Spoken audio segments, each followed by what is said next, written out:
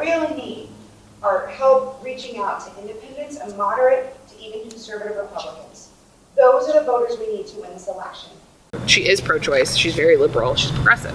She had to play centrist to move up, to become powerful. We can't be talking about an assault weapons ban.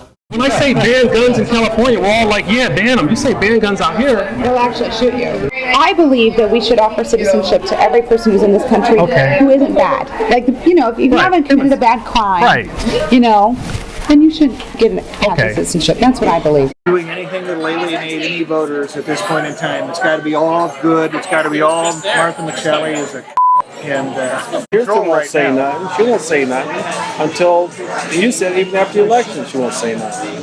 Yeah, but she'll be a vote. She's going to vote for the interest of Arizonans. She's going to stand up and protect what Arizonans value. Whatever the that means. Say ban guns out here, they'll actually shoot you. They'll actually shoot you. In Arizona, it's Martha McSally against Kyrsten Sinema. If Sinema can win this race, Democrats might have a shot of taking back the Senate. During my 6 years in Congress, I've been nonpartisan, really just solving people's problems at a very practical level. She's going to stand up and protect what Arizonans value. Whatever the that means. She is pro-choice. She's very liberal. But she doesn't, in this election, want to draw too much attention to being progressive. Do you with Trump? If you don't, vote for Sinema. Trackers. This is the type of shit that they would get us.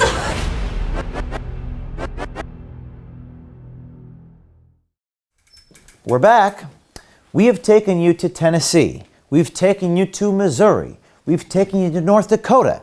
And now we take you to the state of Arizona, where Democratic Senate candidate Kyrsten Sinema is in a tight race, and she's under fire for pretending to be something that she is not.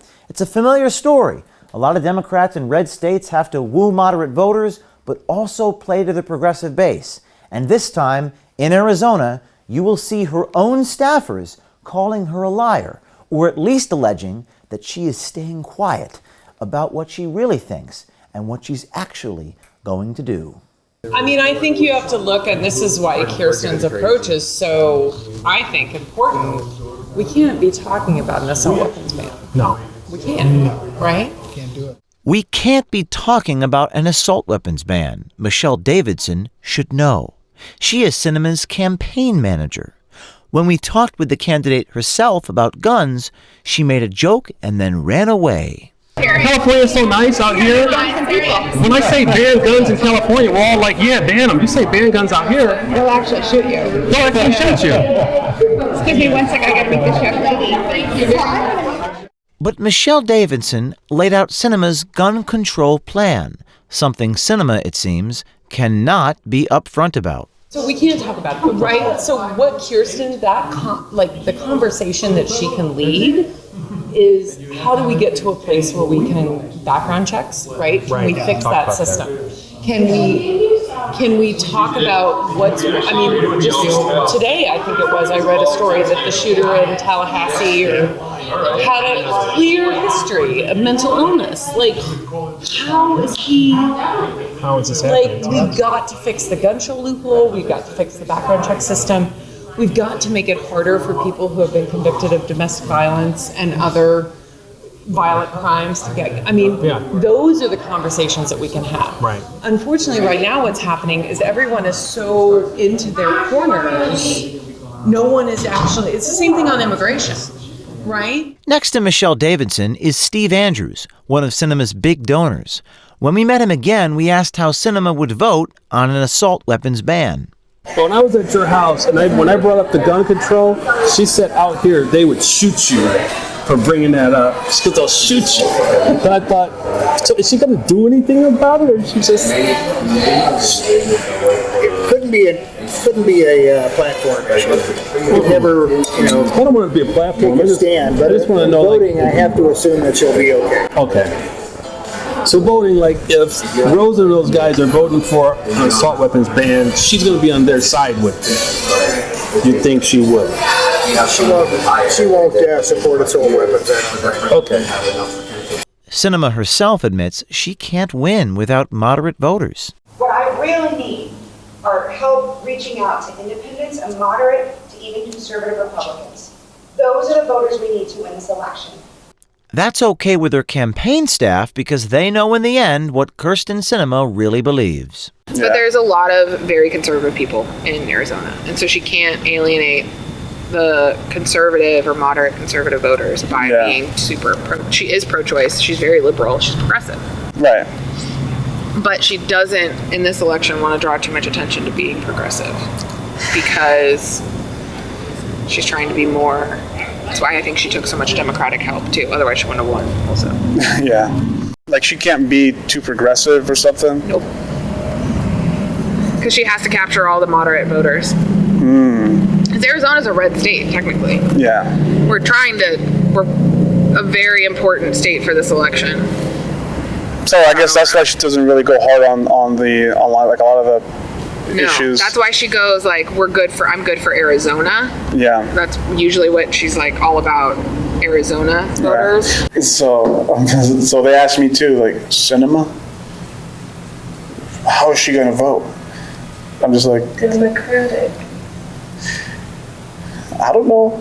She's going to vote for the interest of Arizonans. She's going to stand up and protect what Arizonans value. Whatever the that means. Several years ago, Sinema had some not-so-nice words for her home state, words that are haunting her during this election.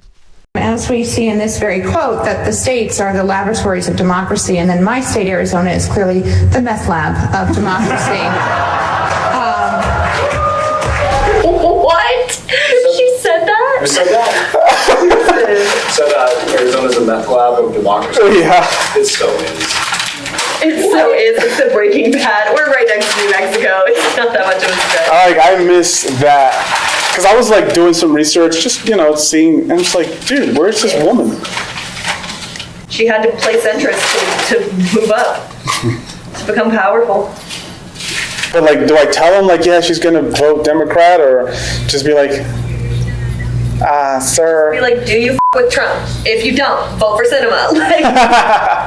Remembering that she is from Arizona, where if she is too progressive, she's not going to get elected. And it's like, it would be different. I could totally see this happening. See, this is why it makes sense as well why she's like a more moderate Democrat in the House, at least, like her voting. Is just because those are only 2-year terms. And so that's, with such short terms, they just really, there's not a lot of time for them to get the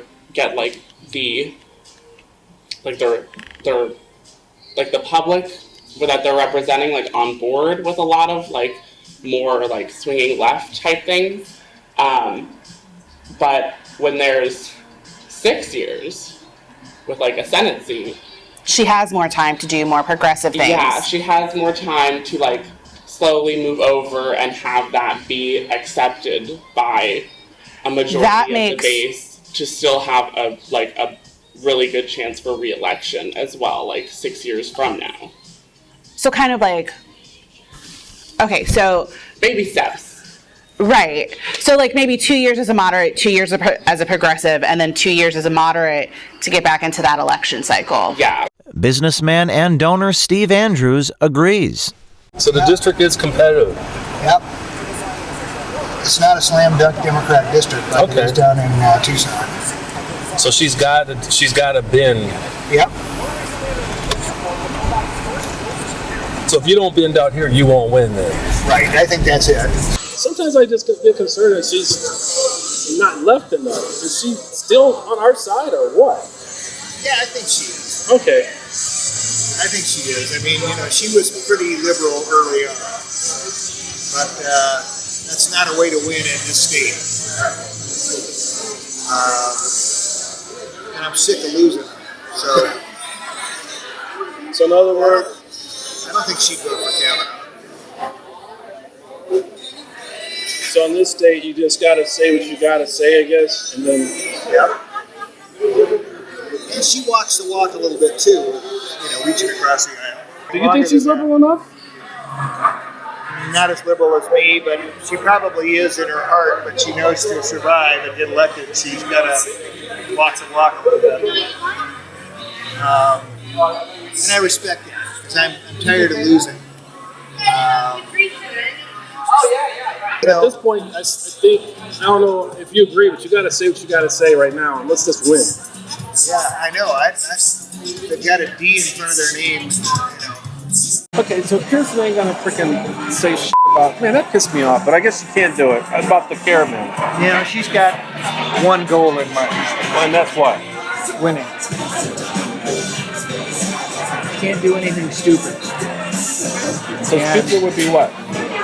So what now? Stupid is what? Just doing anything that'll alienate any voters at this point in time. It's got to be all good. It's got to be all Martha McSally is a and I'm good. That's basically the two things. Those are the two messages. She's a C word and I'm not. Is that a little too blunt? No, it's not. It's actually, I get it. Kyrsten won't say nothing. She won't say nothing until, you said even after the election she won't say nothing. Yeah, but she'll be a vote. She'll be a vote? What does that mean? She'll vote against her. If they get control of both houses during the Trump administration, it would be big. That's why we're so heavily invested in the Senate. So in other words, no matter what, she's going to vote. We're fine. I think so, yeah.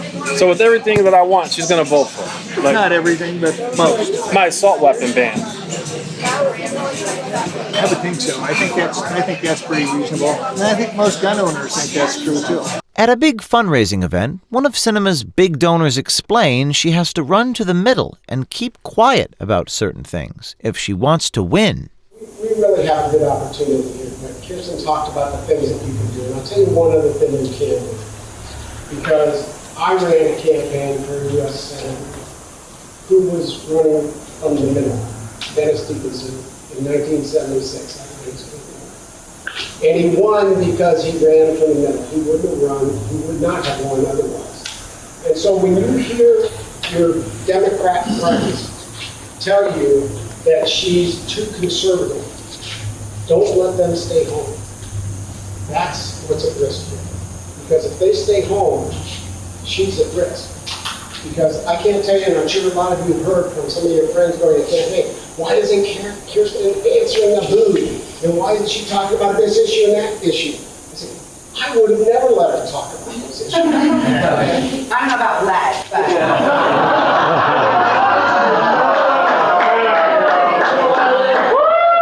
but... One thing we did get Sinema to talk about was immigration. And with the thousands in the caravan of migrants continuing to march toward our border, it is troubling to hear Sinema's stance towards illegal aliens. I just want to ask you one question. Absolutely. With the border stuff. Sure. If we can get the Senate and the House and the presidency, can we just end this thing and get citizenship for everybody if we can get the presidency back? I don't know. I think it depends on who our president is. If we get a Democrat, we still can? It depends. I think it just depends on who it is.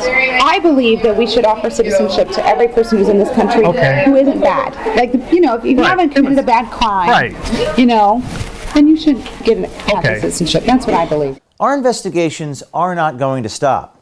After we investigated Claire McCaskill, there were reports that she struggled with volunteers, that her campaign offices felt depressing. This after she called for a special prosecutor to look into our First Amendment protected journalism, which, by the way, only led to more media coverage. And then there was the Philip resident example. In Tennessee, a state party spokesperson admitted that he lied when he responded to our content showing staffers calling Phil Bredesen a liar. Don't lie to voters about your campaign's positions, and then maybe you won't make poor decisions in reacting to how you lied to your voters about your campaign positions. This is about integrity. We're about bridging the gap between how politicians project themselves and who they actually are. This is about integrity. And while the Daily Beast reported last week that people are now paranoid of our existence, maybe media should be focusing less on our techniques and more on actually cleaning up the system, because the truth is paramount, not our tactics. And stay tuned, because this is going to be a very busy week at Project Veritas Action. There's many More states to come.